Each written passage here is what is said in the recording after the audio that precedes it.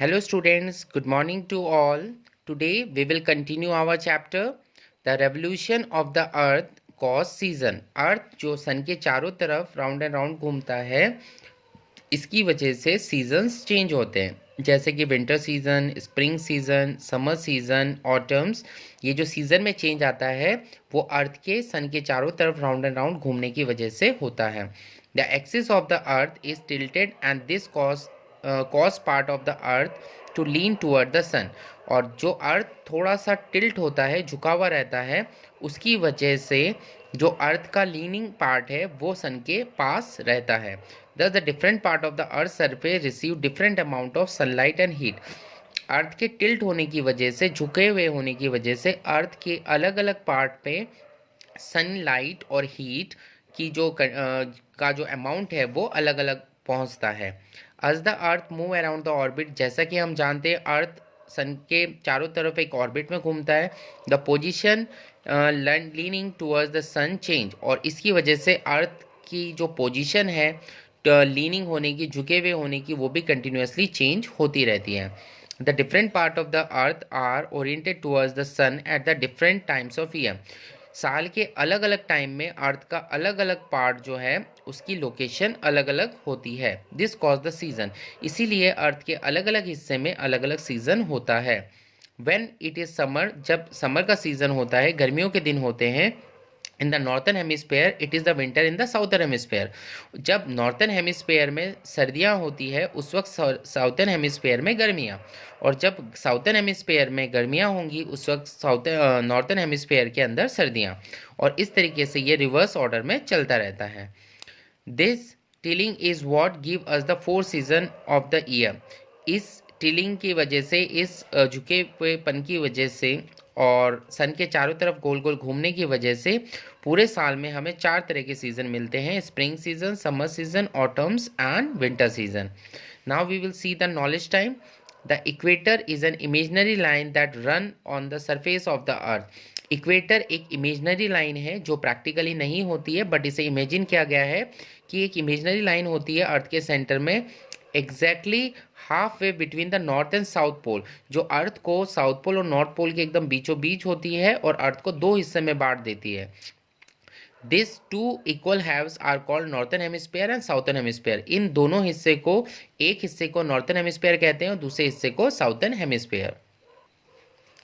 Day and night are cause due to the movement of the earth on its axis. Earth अपने axis पे गोल गोल घूमती है, इसकी वजह से डे एंड नाइट होते हैं। The part of earth facing the sun get light, जो पार्ट सन के सामने होता है अर्थ का, वो पार्ट, उस पार्ट पे सनलाइट पड़ती है और वहाँ पर डे होता है। And the part away from the sun does not receive the sunlight, और सन का वो हिस्सा, अर्थ का वो हिस्सा जहाँ पर सनलाइट नहीं पहुँचती है वहाँ पर क्या होता है, night. As the earth rotate the part having day has night and vice versa. इस तरीके से डे एंड नाइट फॉर्म होते हैं। Now knowledge times. The large planet is Jupiter, जो सबसे बड़ा प्लैनेट है वो जुपिटर है। The planet nearest to the sun is Mercury, जो सन के सबसे पास वाला प्लैनेट है वो मरकरी है। The red planet is Mars, जो मार्स है उसको हम रेड प्लैनेट कहते हैं क्योंकि वो रेड कलर का नजर आता है। The planet has ring is called Saturn, जो सैटर्न प्लैनेट है उसके चारों तरफ रिंग बनी होती है। द ड्रार्फ प्लैनेट इज प्लूटो, जो ड्रार्फ प्लैनेट है सबसे छोटा प्लैनेट उसे प्लूटो कहते हैं। Venus is the biggest planet in our sky, और जो वीनस है वो सबसे बड़ा प्लैनेट है हमारे स्काई में। Do you know how can do an experiment with a globe and a touch to understand this phenomena. हम लोग ग्लोब से एक एक्सपेरिमेंट करेंगे ताकि इस प्रिंसिपल को समझ सके, डे एंड नाइट प्रिंसिपल को समझ सके। डार्क ए रूम, एक रूम को हमें डार्क करना है। Place a globe on the table, एक टेबल पे ग्लोब रखना है। Throw the light of the torch on it, और उस ग्लोब पे टॉर्च की लाइट हमें फॉल करवानी है। Half of the globe will be lighted, तो उस ग्लोब का आधा हिस्सा जो है वो टॉर्च की लाइट में ग्लो होता है जहाँ पे लाइट पड़ती है। The other half remains dark, और ग्लोब का जो पीछे वाला हिस्सा है वहाँ पर टॉर्च की लाइट नहीं पड़ती है। स्लोली रोटेट द ग्लोब, अब ग्लोब को धीरे धीरे हमें रोटेट करना है। Now the light part will become the dark, और जो लाइट पार्ट है वो धीरे धीरे डार्क की तरफ चला जाएगा और डार्क पार्ट धीरे धीरे लाइट की तरफ। Now will study the sun. The sun is a huge ball of hot burning gases. Sun के अंदर एक बहुत बड़ा ह्यूज बॉल है जिसके अंदर खूब सारी बर्निंग गैस है, चलती हुई gas. It is the star quite close to the earth. Sun जो है वो एक तरीके का स्टार है और ये अर्थ के सबसे क्लोज स्टार में से है। जो अर्थ के सबसे पास वाला स्टार है वो सन है। There are many star which are much bigger than the sun. हमारे यूनिवर्स में ऐसे और भी स्टार हैं जो सन से भी बड़े हैं, बट दे अपीयर स्मॉल, मगर वो छोटे नज़र आते हैं। Because they are very far away from us, क्योंकि वो हमसे बहुत दूर हैं। The sun give the heat and light.